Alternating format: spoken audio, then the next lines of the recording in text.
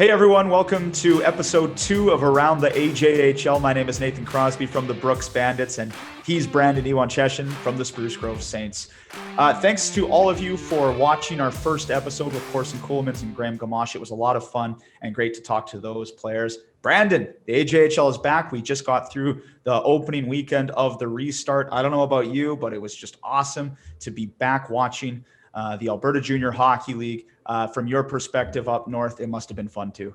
Yeah, it was lots of fun. We were in a road trip to Fort McMurray. We split the weekend, but first off, credit the AJHL, another 389 negative tests in order to get this return to play going again. And for the first time, like you said, we saw some games. As a breath of fresh air to get back to the rink and watch some hockey. I'm sure it was lots of fun for the fans listening, watching, following along on social media. So overall, unreal to get back to the rink. Lots of fun. We've got a great episode today. Our guests are Calgary Canucks forward Brett Moravec, who's also committed to the University of Wisconsin. And we've also got Michael Hodge, union commit from the Fort McMurray Oil Barons. We'll get to those interviews in a few moments. But Brandon, let's talk about the opening weekend and some of the results we saw. Let's begin in the North Division and the one you covered, the Spruce Grove Saints and Fort McMurray Oil Barons. A wild game on Friday night. Sorry to bring it up, but the 3-0 lead and Fort Mac able to send it to a shootout. And then the Barons win on Saturday. So I think the takeaway right now is Gord Thibodeau has the Oil Barons playing, and the Saints also a very strong outing. Yeah, you bet. And Gord Thibodeau, as we know, a very good coach in this league and does a lot of good things properly. Bram Steven on the other side, also a very good coach. It's going to be a great coaching battle here for the next 6 games of this series. But yeah, both teams come back from 3-goal deficits, and the team that came back in both cases actually ended up losing the game.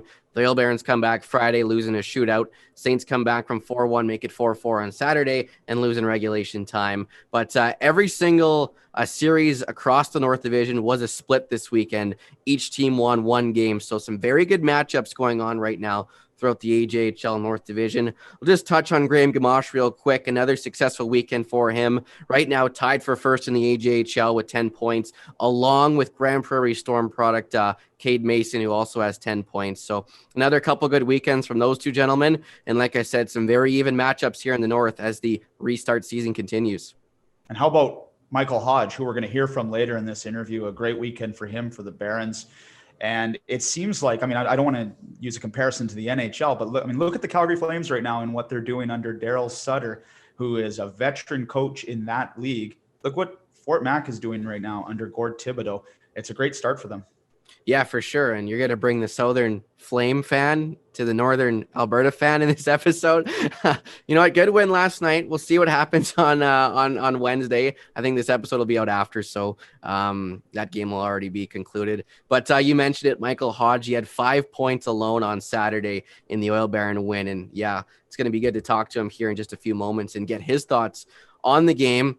The other thing that stood out to me of the North Division was that Saturday Sherwood Park Bonnyville game. Didn't Ty Mueller, Omaha commit, didn't he score like 9 seconds into the hockey game? That's got to be a team record. He did. It was super quick, and we'll have to check back on the record books, but credit Mueller and credit the Crusaders for picking up their first one of the restart season. The South Division was definitely a lot of fun. I got to watch the Calgary Canucks come to Brooks on Friday, a 4-2 win for the Bandits. But we saw a little bit of a pushback from the Canucks and a bit of a Canuck team with a bit more bite than we've seen in years past. It was a bit of a chippy game on Friday night. And then Brooks goes and plays Okotoks on Saturday. It was 1-1 in the second period, and then the Bandits were able to pull away. I thought Ethan Barwick was very good for Brooks in net that night. And I thought the captain, Taylor McCarr, had a really strong weekend in that leadership role and also pitching in with a goal on Saturday.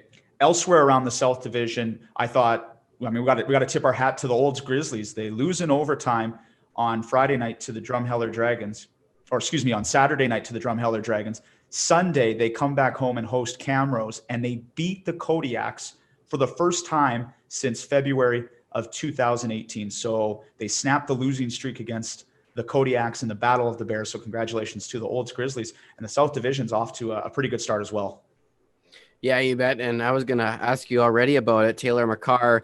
What's the relationship like still with his brother? How often do they talk, and how much do you think Kale's really rubbed off on him now that he's in that leadership role? Oh, I think a lot. And we've asked Taylor about that before. And, like any relationship, Matthew Tkachuk, Brady Tkachuk, I'm sure they're always texting, always keeping track of what the other is doing. And Kale right now hasn't been playing lately for the Avalanche. So I'm sure he's been tuning in on hockey TV to watch all of Taylor's games. And he has to be pretty happy with the way that Taylor played over the weekend, as he definitely made his presence felt on the ice. So it was awesome to see. Yeah, it's just a special relationship that those two have, obviously, both on and off the ice as they support each other through their hockey careers. We should also let fans know we're coming up to the third weekend of Jackpots for junior hockey. The draw opens at 9 a.m. on Friday morning, closes at 9 p.m. on Sunday night. Get your tickets to support the AJHL teams and the Alberta-based Western Hockey League teams as we try to offset some of the costs related to the COVID-19 pandemic. Yeah, just go to the league website. There's lots of information there and a link to the ticket sales. And thank you to everyone who's bought a ticket, and would love to see that jackpot rise this weekend. Our first guest this week is a forward for the Calgary Canucks and a Wisconsin commit, Brett Moravec, who's joining us after a solid opening weekend. I know, Brett, that maybe the results didn't turn into wins over the weekend, but it must have felt good to be back on the ice. How was it from your perspective? Yeah, thanks for letting me on your show, guys. It was a good weekend just to get out there and play, and obviously we're very fortunate to play. Not a lot of people in Canada and even North America can play hockey, so we're very fortunate for that. The results weren't there, but it was an awesome weekend to get back at it. Looking forward to next weekend. How important was it for you as a player from your development perspective to actually get back and play some more games this season rather than not playing at all? I would say it was really important just because you can sit at home and you can run and you can do all these stuff, but getting to play games and still preparing yourself for the next seasons and the continued development and getting better at skating and stuff is very big. So I thought that was very important. Brett, I was able to watch you this past Friday when the Canucks were in Brooks. And then I saw a little bit of the game on Sunday in versus Okotoks at the Max Bell. Looking at both those games, I mean, in each game, your team fell behind, but as the game went on, started to build up some goals and get back into it. We saw it Friday night, down 4-1. Then Shirkowski gets that goal to make it 4-2 and made a game of it. And then we saw you guys mount a comeback there on Sunday. How do you build off those types of games? As a team, obviously you don't want to be down in the first place, but just growing the confidence each game, each period, each shift was really big for us, and getting more confident as a group and gelling more together. I think that was very, very important. And that was quite the goal that Nick scored on Friday night against the Bandits. He's been a great pickup for your team already, coming over from the BCHL. What has he brought to the team so far that you've noticed? Nick's been awesome. He's an older guy, so he's brought a lot of leadership to the team, and he's a skilled player. He's got a great shot, and he's just a great guy to have in your dressing room. He was an awesome pickup. Brett, I asked Corson this question last week, and I'll ask you now that you actually played some games. Having no fans in the stands, we love our fans here in the AJHL. We're absolutely blessed to have one of the best fan bases across the country when it comes to junior hockey. How different is the game on the ice without that atmosphere behind you? For the first couple minutes, it's quite different, not having the fans cheering or anything. But after a while, you kind of get used to it and kind of get used to just the two benches talking back and forth. But at first, it was quite different. Have you noticed, Brett, now that we've had a few weeks of practice and you guys have been able to get your legs back a little, have you started to shake off some of the rust, and does it seem like the team is starting to get back to where things left off in November? Yeah, there's sure some rust coming back for sure. I mean, each practice, it just kept getting better and better with more intensity. So it's just every practice, you just got to keep getting used to it. But it's getting pretty close to where we were back in November. When you look at this season, it's not very long. It's a quick restart here for 2-3 months. What are some things that you really hope to work on and improve on in this really short restart?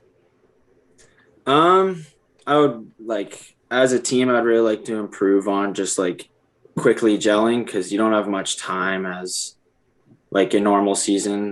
We're only playing 24 games, so it'd be awesome to we got to quickly gel as a team. And honestly, just for me, it's just like my skating and my shooting. Brad has worked really close with me, and just having that, especially with my development for this year, don't have much time, but developing that would be awesome going forward.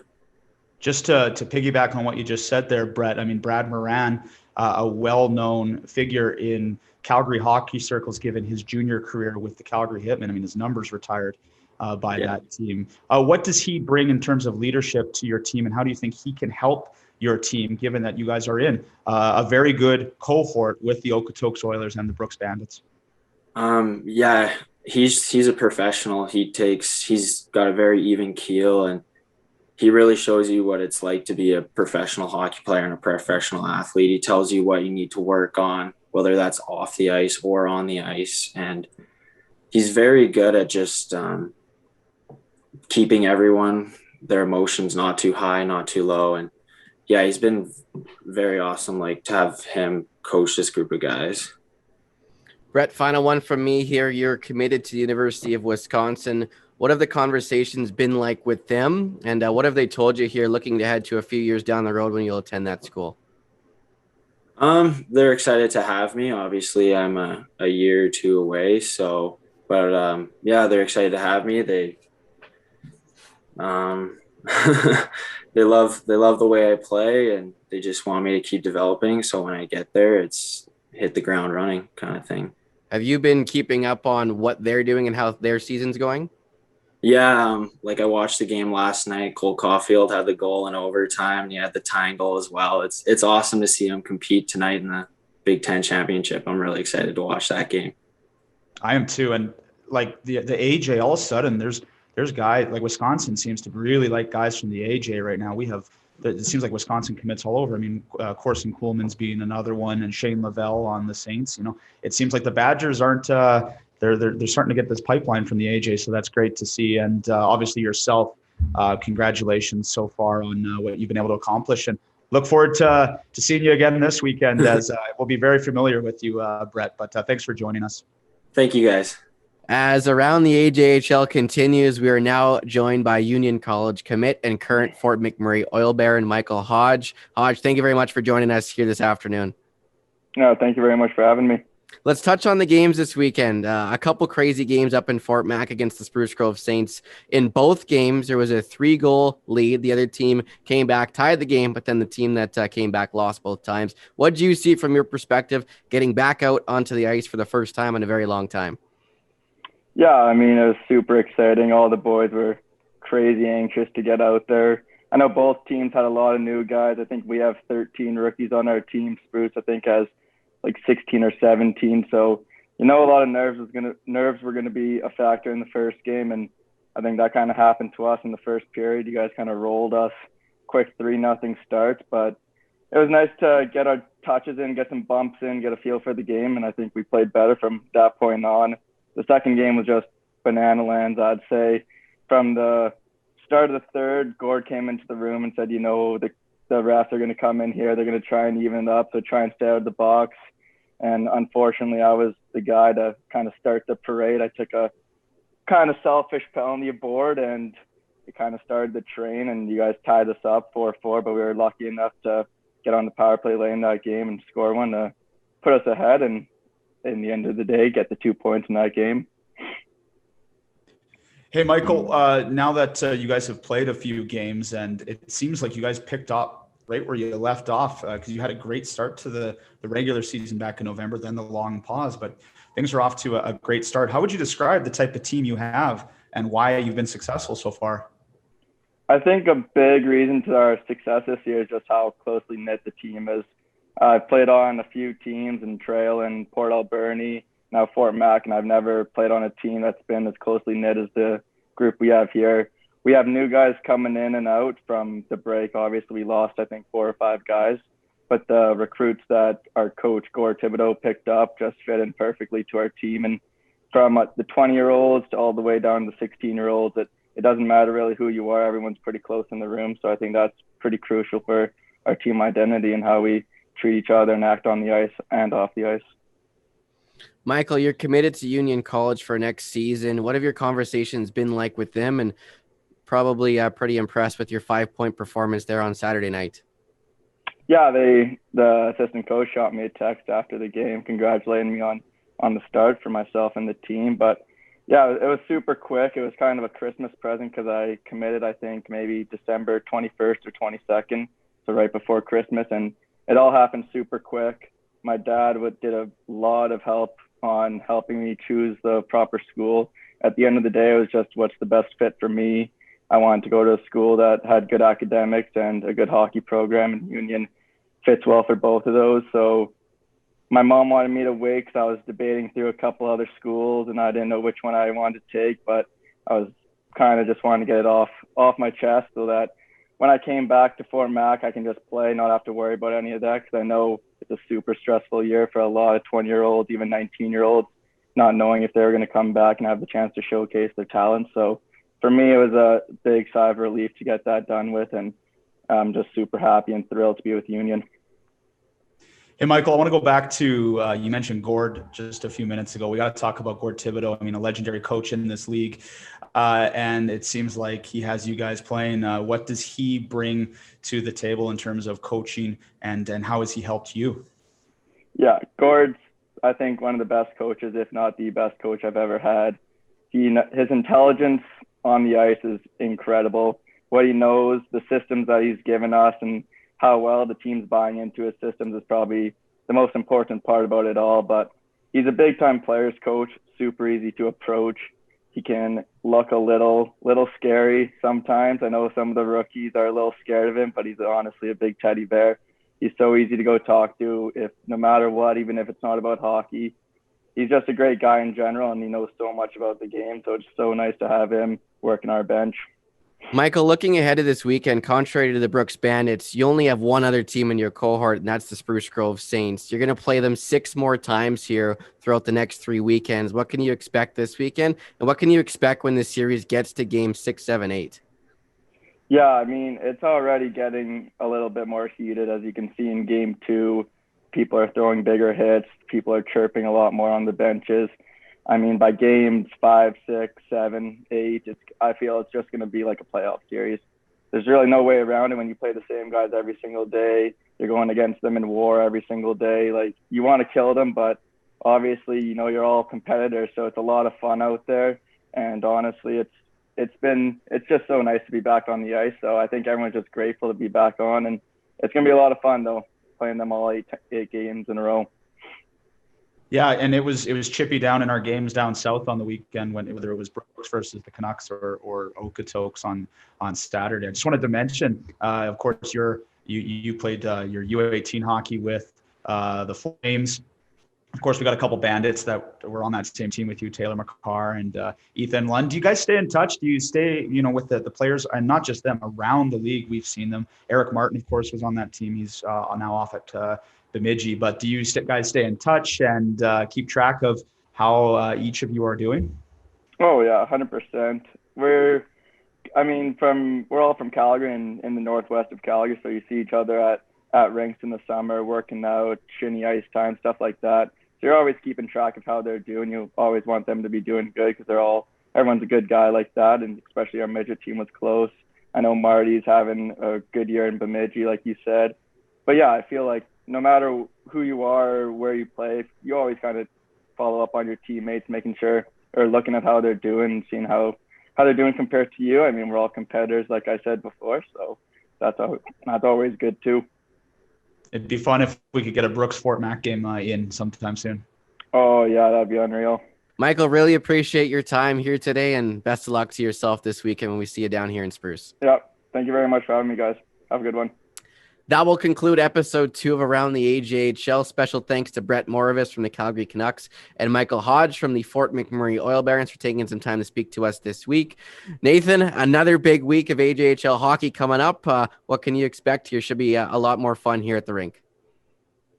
Looking forward to it. Looking forward to another Brooks-Okotoks matchup. This time it's going to be at the CRA on Saturday. I'm expecting a great game there. And then the Bandits will head to Max Bell on Sunday. So looking forward to that. And I'm also really interested to see what happens in that Drumheller Olds Camrose cohort. I think that is going to be a very tight division, we'll call it, over this next month. I think you're going to see a lot of splits with those three teams. It'll be fun to watch down south. And it'll be very fun to watch here in the north as well. Special thanks to our guest, for Nathan Crosby. I am Brandon Ewanchyshyn. Don't forget to get your Jackpots for junior hockey tickets, and we'll talk to you next week.